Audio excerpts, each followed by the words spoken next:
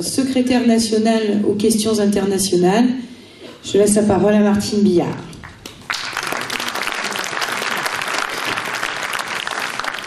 Bonsoir à toutes et tous. Alors moi j'ai une histoire particulière avec Clermont-Ferrand, parce que je suis venu pour faire des réunions pour les Verts, c'était il y a pas mal d'années. Je suis venu en 2005 pour ce fameux meeting contre le TCE. Ensuite je suis venu au nom du PG pour le Front de Gauche. Alors il y a quelque temps, là, quand Patricia m'a dit « Écoute Martine, on a un accord Front de Gauche Europe Écologie sur le Puy-de-Dôme, est-ce que tu viendrais à un meeting où on sera tous ensemble ?» Je dis « Bah écoutez, oui, je viens avec plaisir. » Et vraiment, j'ai plaisir à être là ce soir parce que je pense, comme vient de le dire d'ailleurs Alain, et comme l'a dit avant aussi André, c'est le futur aujourd'hui dans notre pays. Aujourd'hui, l'Association des maires de France a été reçue par Manuel Valls. Alors vous demandez, pourquoi elle nous parle de l'Association des maires de France? Vous allez voir. L'Association des maires de France se plaint de la baisse des dotations de l'État.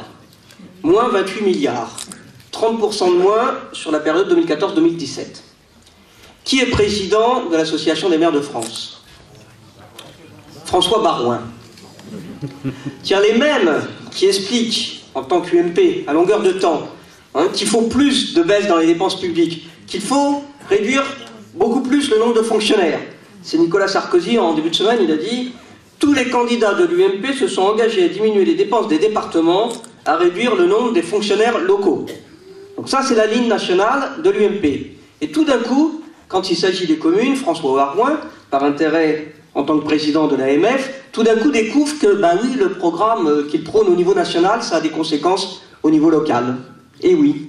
Et c'est ce que nous n'arrêtons pas de dire, les uns et les autres, c'est que la politique d'austérité qui est menée au niveau national, elle a des conséquences désastreuses au niveau local, que ce soit dans les municipalités, ou que ce soit dans les départements, ou que ce soit tout simplement pour tous et toutes dans ce pays, c'est-à-dire tous ceux qui n'ont que leur salaire, que les indemnités chômage, que leur petite retraite pour essayer de boucler les fins de mois, et ils n'y arrivent pas. Voilà ce que tout d'un coup Baroin a découvert. Je crois qu'il était temps qu'il le découvre, mais en tous les cas, visiblement, nous n'allons pas croire ce qu'il dit. Et je dirais que nous en avons un peu marre des doubles discours. Des doubles discours de ceux qui vont tenir un discours au niveau national et qui vont dire autre chose au niveau local, qui vont essayer de glisser comme ça, localement, que ce soit dans les municipalités, que ce soit dans les départements, qu'il faut faire une autre politique, mais qui vont continuer, que ce soit à l'Assemblée ou au Sénat, à voter pour les politiques d'austérité.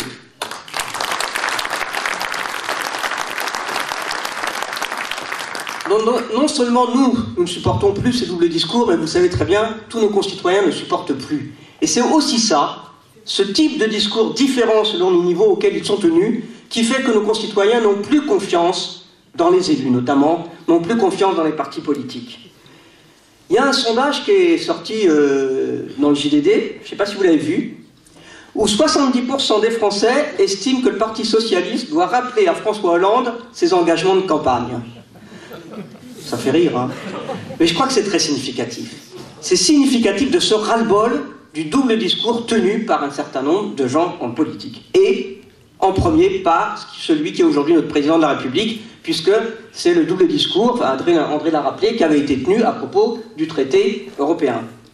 Il allait changer le traité, une fois élu, il n'a pas changé ni même une virgule, ni même un point. Et c'est constamment le même type de discours. Donc, il faut être clair. Ce gouvernement ne va pas changer de politique. Il ne va pas changer de ligne. Et le bon exemple, c'est la loi Macron. Parce que, finalement, Manuel Valls aurait pu ne pas utiliser le 49.3. Qu'est-ce que lui disaient les frondeurs? Il faut un compromis à propos des 12 dimanches travaillés. S'il y en avait que 7, ils auraient peut-être voté. Qu'a dit Valls? Il n'y aura pas de compromis. Alors d'abord, je suppose que vous l'avez tous vu circuler.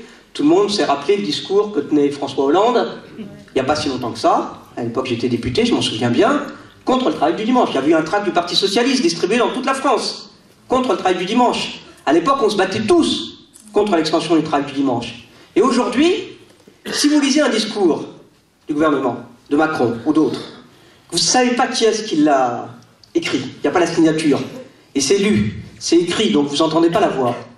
Vous ne pouvez pas savoir si c'est un discours d'Emmanuel Macron, de Manuel Valls, du Parti Socialiste, du gouvernement du PS, ou si c'est un discours qui a été tenu à l'époque par le gouvernement de Sarkozy et l'ensemble de l'UMP. Comment en est-on arrivé là? C'est bien ça qu'il faut se poser comme question. Et donc, penser que Manuel Valls allait faire un compromis, je pense que c'était, pour ceux qui ont cru, malheureusement c'était une erreur et ils s'en sont rendus compte. Manuel Valls, sa politique, son choix aujourd'hui, c'est de démontrer clairement qu'il y aura une politique libérale en France.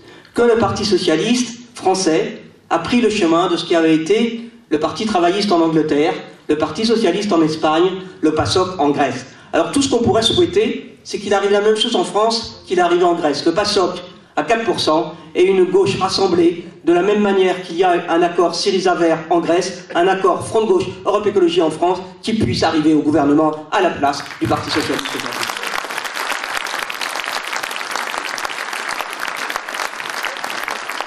Parce que nous le disons clairement, nous, la loi Macron, c'est pas seulement la question des 7 ou 12 dimanches. Nous sommes contre la loi Macron. Je ne vais pas la prendre, il y en a 300 articles, hein, puis André, il les connaît mieux que moi parce qu'il est encore député. Bon. Mais en tous les cas, il y a des régressions sociales qui sont insupportables. Que ce soit sur les questions, donc effectivement, travail du dimanche, travail de nuit, mais sur les questions aussi des prud'hommes, sur la question des comités d'entreprise, sur la question des droits des délégués, du personnel, et ainsi de suite. Et il y a aussi d'énormes régressions sur les questions environnementales. Parce que ce gouvernement, finalement, quand vous regardez là, les dernières déclarations de ces derniers jours, vous vous dites, finalement, c'est Ségolène Royal cause toujours tu m'intéresses, et Manuel Valls, de toute façon, décide le contraire. Manuel Valls vient donc d'annoncer la relance de l'autoroute A831 entre la Charente-Maritime et la Vendée. Pourtant, Ségolène Royal avait dit non. Manuel Valls, évidemment, a pris position pour la poursuite de Notre-Dame-des-Landes. Ségolène Royal, on ne sait pas trop, c'était pas toujours très clair, mais enfin, elle n'avait pas l'air d'être tellement favorable à poursuivre Notre-Dame-des-Landes.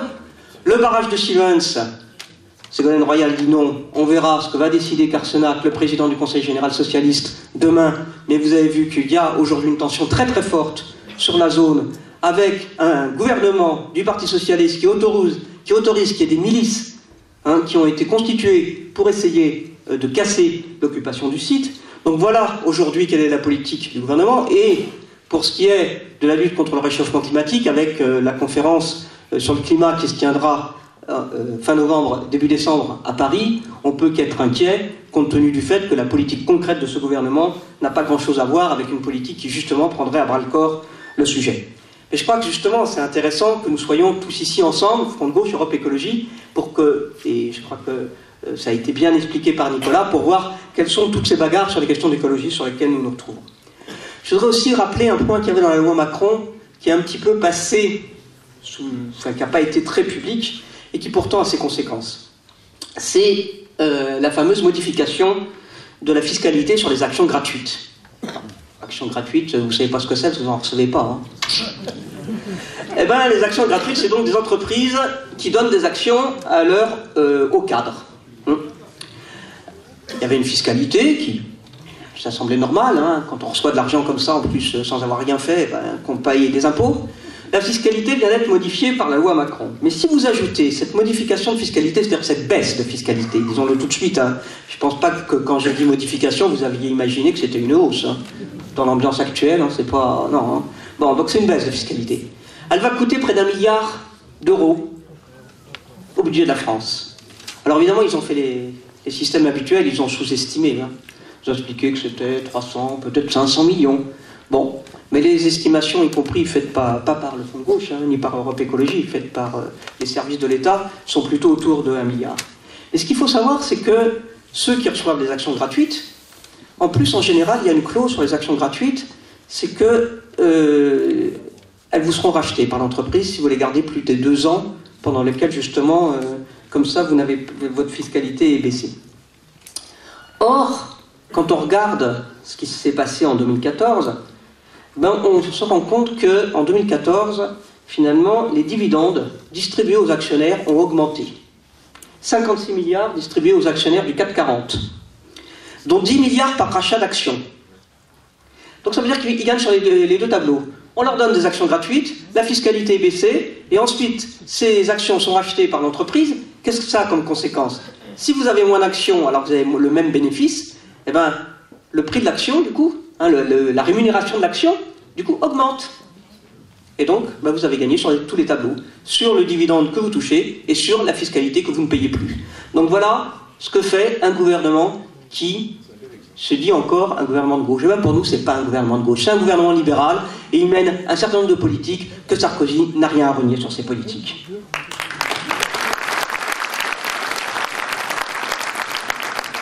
Et puis dans le même temps, donc, vous avez vu le chômage augmenter. Alors, il y a un truc surprenant quand même sur le chiffre du chômage. On vous dit, le chômage, il est à 10%. Sauf que c'est pas vrai, il est à 10,4%. Pourquoi je vous dis c'est pas vrai, il est à 18,4%, vous allez dire, bon, elle pinaille sur 0,4%. Parce que 10,4, c'est avec l'outre-mer. Et on ne comprend pas bien pourquoi, quand les chiffres du chômage sont donnés, tout d'un coup, l'outre-mer disparaît des chiffres. Je ne savais pas que le gouvernement français avait décidé de donner l'indépendance à tous les départements d'outre-mer. Mais je crois que par rapport à nos concitoyens d'outre-mer, c'est fondamental d'arrêter avec ce type de fonctionnement. Parce que ceux qui sont au chômage, que ce soit en Martinique, que ce soit en Guadeloupe, que ce soit à La Réunion, à Saint-Pierre-et-Miquelon, et ainsi de suite, ils sont aussi au chômage, et dans les mêmes conditions, et des fois pire d'ailleurs, qu'au chômage en métropole. Donc c'est aussi une manière de trafiquer les chiffres, comme est la manière, vous savez, de division entre les catégories A, B, C, D, parce qu'en fait, la réalité, c'est que le chômage n'arrête pas d'augmenter en France, et vous le savez parce que vous le vivez autour de vous, avec les jeunes, les seniors, et ainsi de suite, tous ceux qui se retrouvent au chômage et qui n'arrivent pas à retrouver de boulot aujourd'hui. Et à ce sujet, je voudrais dénoncer quand même un peu l'opération de propagande qu'ont fait les médias toute la semaine dernière avant l'annonce des chiffres du chômage. Je ne sais pas si vous avez fait attention, c'est très subliminal. On vous a dit, tous les jours, il y avait des reportages sur des chômeurs. Et alors, c'était des chômeurs, ils étaient dynamiques, motivés, ils faisaient plein de choses, voilà. Avec, en fait, un fil conducteur qu'il y avait dans ces reportages divers et variés, c'était de dire, finalement, ceux qui sont au chômage longtemps, c'est qu'ils veulent bien, n'est-ce pas, hein? Vous connaissez le discours sur les incités. Parce que les autres, ils se bougent, ils retrouvent du travail. Et on vous donne des splendides exemples de gens qui avaient retrouvé du travail en se bougeant. Ce discours, ben vous vous rappelez, il n'a pas changé. Hein. C'était le même discours que tenaient Nicolas Sarkozy et ses divers ministres du Travail. Et c'est le même discours qu'on entend encore sous ce gouvernement. Alors on se dit que, franchement, si on n'a pas voté pour ça, on a voté pour virer Sarkozy, mais on a voté pour virer sa politique. Donc si c'est pour avoir la même politique sans Sarkozy, ben on ne marche plus. C'est tout. Ça ne nous concerne plus, la politique que peut mener le Parti Socialiste. Alors on nous explique que eh ben pour ces élections départementales, il faut être responsable. Qu'il y a un danger. Un danger, c'est le fait qu'il n'y ait pas de candidat du Parti Socialiste au second tour. C'est ça le danger. Et que donc, il faut d'abord, il y a carrément eu, hein, je crois que c'est Cambadélis qui a fait des déclarations, il faudrait qu'il y ait des retraits de candidature, hein, que ce soit du Front de Gauche ou d'Europe Écologie ou des deux, pour permettre aux candidats du Parti Socialiste d'être au second tour. Mais, attendez, on nous avait fait le coup déjà en 2002, vous vous souvenez, sur le fait que c'était l'éparpillement des candidatures qui avait fait perdre le Parti Socialiste. Mais il y a toujours le même nombre de candidatures. C'est pas nouveau. Donc si aujourd'hui le Parti Socialiste ne fait plus les scores qu'il faisait avant, il faudrait peut-être qu'il se pose des questions. Il faudrait peut-être qu'il se demande pourquoi aujourd'hui notre pays est si désespéré par les politiques menées. Parce que celui qui est responsable de la montée du Front National, c'est pas ceux qui se battent justement pour offrir une autre alternative, qu'il soit une alternative sociale, démocratique, environnementale, républicaine. C'est celui qui mène la politique aujourd'hui, qui est la politique de désespoir, qui est responsable de la montée du Front National dans notre pays.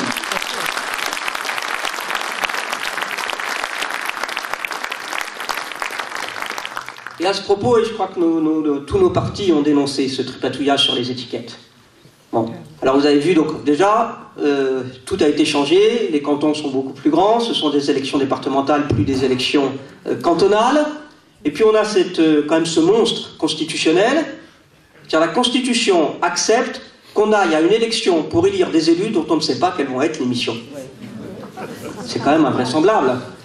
Qu'est-ce que cette démocratie? Vous allez élire des conseillers départementaux, vous ne savez pas de quoi ils vont être chargés. On peut faire, je veux dire, on va faire des propositions, bien sûr, pour les départementales, pour les conseils départementaux. Mais à la sortie, peut-être qu'ils n'auront pas les compétences pour lesquelles on a fait des propositions. Dans quel pays voit-on fonctionner une démocratie de cette façon? Ben nous disons, il y en a vraiment ras-le-bol de ce type de fonctionnement. Il y en a ras-le-bol du 49.3 qui fait que des députés qui étaient contre une loi n'ont plus de choix et on se retrouve avec la loi adoptée à l'Assemblée nationale alors qu'il y avait une majorité qui n'était pas pour cette loi. Il y en a ras-le-bol d'aller à des élections sans savoir pourquoi on vote. Oui, il est temps d'en finir avec ce système. Donc, en tant que parti de gauche, nous le disons clairement, mais le Front de gauche, mais l'Europe Écologie aussi, tout le monde dit qu'il faut en finir avec la 5e République, il faut passer à une nouvelle République, qui soit la 6e République, une République qui donne des droits, une République démocratique. Alors, je vais terminer. Comme tout le monde, je me félicite de l'unité qui est réalisée. Elle est réalisée dans 37 départements et dans encore beaucoup plus de cantons. Je crois que ce qui a permis cette unité, d'abord, c'est en contre, d'un certain point de vue, la politique menée par ce gouvernement, mais il y a aussi une raison pour. Il y a le fait qu'on se retrouve sur beaucoup de valeurs, qui sont des valeurs de progrès humain, des valeurs sociales, de justice sociale. Le fait qu'on comprend tous l'urgence qu'il y a maintenant, qui est l'urgence écologique, parce que le réchauffement climatique, il a commencé. On le voit avec maintenant tous les accidents climatiques qui sont de plus en plus intenses, qui ont de plus en plus de conséquences sur nos vies. Nous en France, mais encore plus dans des pays du Sud qui sont des pays pauvres, quand vous regardez au Bangladesh ou en Indonésie. Donc tout ça nous rassemble. Mais ce qui nous rassemble aussi, enfin ce qui a permis aussi de penser que c'était possible. Je sais qu'il n'y a pas eu accord entre tout le monde, mais en tous les cas ça a montré la voie. C'est ce qui s'est passé à Grenoble au municipal. Dire le fait qu'il y a cet immense élan en se disant c'est possible, on peut faire autre chose, on va gagner. Le fait qu'à Grenoble il y a eu cette possibilité a ouvert la voie au fait qu'on puisse le faire beaucoup plus massivement, l'ensemble du Front de gauche et Europe Écologie. Et moi j'espère qu'au soir du premier tour, on puisse, et je suis convaincu qu'on va y arriver, qu'on va tirer le bilan que partout où il y a eu ces accords, partout où il y a eu cette unité, partout où il y a eu des campagnes communes, nous allons démontrer que oui, nous redonnons l'espoir dans ce pays, qu'il n'y a pas de fatalité, qu'on peut faire une autre politique, que la fatalité, c'est pas que le Front National, demain, remporte toutes les élections. Parce que nous savons quel est le programme du Front National. Philippot l'a dit ce matin. C'est exactement le programme de l'UEP pour les départementales. Réduire les dépenses publiques, réduire le nombre de fonctionnaires, s'en prendre aux allocataires du RSA. C'est exactement le programme de l'UMP. Alors nous ne voulons ni de l'UMP, ni du FN, nous pensons que nous sommes indispensables. Pas pour nos boutiques, peu importe nos partis, mais nous sommes indispensables pour notre pays. Alors ça peut paraître grandiloquent, mais c'est la réalité aujourd'hui. Parce que s'il n'y a pas une alternative, s'il n'y a pas un espoir redonné dans le pays, alors oui, nous allons terminer avec le FN au pouvoir, et ça, nous n'en voulons pas. Alors, ce qui a été possible en Grèce, ce que nos camarades de Syriza ont fait, et ça a été très bien expliqué tout à l'heure, ce qu'ils ont fait avec les Verts en Grèce, parce qu'il y a les Verts au gouvernement en Grèce. Donc ce qui est possible en Grèce, pourquoi ce ne serait pas possible ici? Moi je suis d'accord avec ce qu'a dit Alain, avec ce qu'a dit André, avec ce qu'a dit Nicolas, nous pouvons. Nous avons des différences. Bien sûr, par exemple, nous avons des différences sur les départements. Mais nous sommes tous d'accord sur un point. C'est que nous ne voulons pas que ce soit la concurrence, nous ne voulons pas que ce soit la compétition des territoires, la compétition entre les individus, qui soit le moteur de la construction de notre pays. Parce que ça, nous savons ce que ça veut dire. Ça veut dire qu'il y aura des ultra-riches à un endroit et tout le reste de la population, la majorité de la population, qui n'a pas de quoi vivre. Alors oui, franchement, c'est notre responsabilité de soulever l'espoir, de montrer qu'il y a une autre voie possible et d'être ensuite responsable et de construire cette voie différente qui permet de construire un pays qui soit un pays de progrès, un pays qui prenne en compte donc la lutte contre les injustices et la lutte pour un changement écologique. Merci.